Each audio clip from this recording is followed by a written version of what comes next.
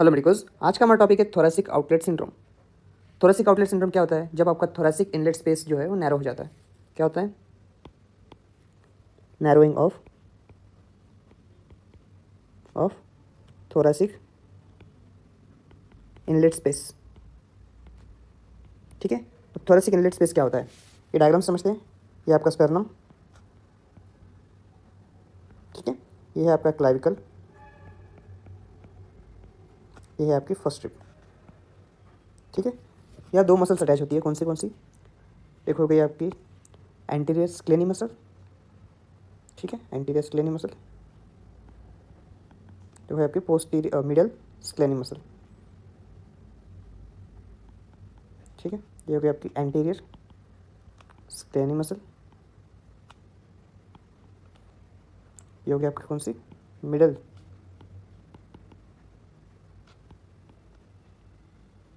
Muscle, ठीक है। ये रहा आपका थोरेसिक इनलेट स्पेस, ठीक है। इसमें से कौन कौन से स्ट्रक्चर पास करते हैं? एक तो होता है आपका ब्रेकियल प्लेक्सस, ठीक है, एक ब्रेकियल प्लेक्सस हो गया, ठीक है। Brachial plexus C5 to T1, C5 to T1, C5 to T1, T1 और subclavian artery, subclavian artery, okay, और एक सबक्लेवियन वेन,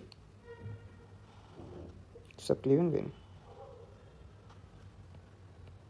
ठीक है। तीन स्ट्रक्चर पास करते हैं। एक हो गया आपका ब्रेकियल प्लेक्सस, ब्रेकियल प्लेक्सस, एक हो गया आपकी सबक्लेवियन वेन और एक सबक्लेवियन आर्टरी, ठीक है। ये अगर स्पेस नैरो हो जाए, ठीक है, ये अगर स्पेस नैरो हो जाए तो इसे कहते हैं हम थोरेसिक आउटलेट सिंड्रोम, ठीक है। उसमें क्या क्या कॉजेस क्या क्या होती है इसके नैरो होने के, वो देखते हैं। कॉजेस, सबसे इंपॉर्टेंट कॉज तो है सर्वाइकल रिब, सर्वाइकल रिब की वजह से at C7, okay, most important cause और most common cause. Next, formation of fibrous band, fibrous band form हो गया। Next, osteoarthritis. Next, formation of neck hematoma. Next, Pancoast tumor और Horner syndrome tumor. Next, long transverse process of cervical vertebra, okay. अब आते हैं इसके clinical features पे। What are the clinical features?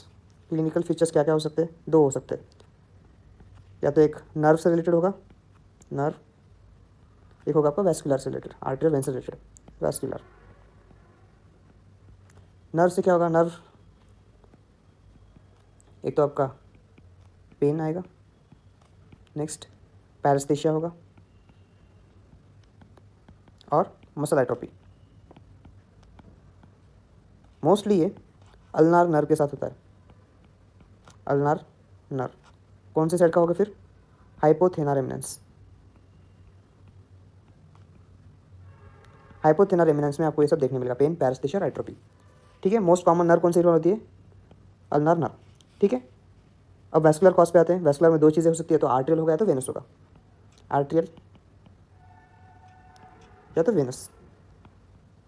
Venus में क्या होगा? अगर ऑब्स्ट्रक्शन हो जाएगा, नैरोइंग हो जाएगा, तो वेनस में क्या होगा? Congestion, congestion of blood. तो क्या क्या फीचर्स होंगे? कंजेशन, ठीक है, एक तो पेन आएगा, एडिमा होगा और dilatation of when, dilated when, ठीक है। आर्टरी पे आते हैं। आर्टरी में क्या दिखेगा? ऑक्लूसिव डिसीज के सिम्टम दिखेंगे। क्या क्या ऑक्लूसिव डिसीज के सिम्टम्स? 6P, 6P मतलब pain, paresthesia, pallor, poikilothermia, paralysis, pulselessness, pulse breathlessness. ठीक है, ये थे आपके clinical features of thoracic outlet syndrome. अब आते हैं इसके इन्वेस्टिगेशन पे। इन्वेस्टिगेशन में क्या करेंगे? Clinical investigation. Investigation clinical investigation में क्या आएगा? Adson test. Adson test, ADSONS test. इस टेस्ट में क्या होता है? पहले तो आप रेडियल पल्स को फील करेंगे। Feel the radius pulse, feel the radial pulse और पेशेंट को बोलेंगे टर्न द हेड। जिस साइड की आप रेडियल पल्स फील कर रहे हो उसी साइड पेशेंट को बोलना है कि अपना हेड टर्न करे। Turn the head ipsilaterally, same side. और उसको बोलना है elevate the head at angle of 30 degree plus deep inspiration. ठीक है, रिजल्ट क्या मिलेगा आपको? There is absence of radius pulse. This is called Adson's test. एक और टेस्ट आता है, next is elevated stress arm test, जिसे बोलते हैं रूस टेस्ट, ROOS टेस्ट। इसमें क्या होता है? पेशेंट के शोल्डर्स अबडक्टेड होनी चाहिए, shoulder abducted at 90 degree. Next elbow flexion at 90 degree. Next patient को बोलना है rapidly open and close the hands. Rapid open and close hands. Okay, फिर आपकी फाइंडिंग्स क्या होंगी, क्या मिलेंगे? पेन मिलेगा, पेन, पैरास्थेशिया और वीकनेस। सपोज पेशेंट है, ठीक है, abduct द शोल्डर, ठीक है, at 90 degree, then flexion of the elbow at 90 degree, ask the patient to open and close the hands. ठीक है, same both side, ask the patient to open and close the hand, open and close the hand. ठीक है, patient को क्या feel होगा? Pain feel होगा, पैरास्थेशिया feel होगा और वीकनेस फील होगा। ठीक है, नाउ अब आते हैं इसके मैनेजमेंट पे। मैनेजमेंट क्या होगा? दो चीज़ों में, अगर पेशेंट एसिम्टोमेटिक है या तो पेशेंट सिम्टोमेटिक है। सिम्टोमेटिक है, ठीक है। एसिम्टोमेटिक है तो क्या? ऑब्जर्वेशन। सिम्टोमेटिक है तो दो चीज़ें, या तो नर्व रिलेटेड प्रॉब्लम है या तो वेस्कुलर रिलेटेड प्रॉब्लम है। नर्व रिलेटेड प्रॉब्लम है तो मोस्ट कॉमन क्या था?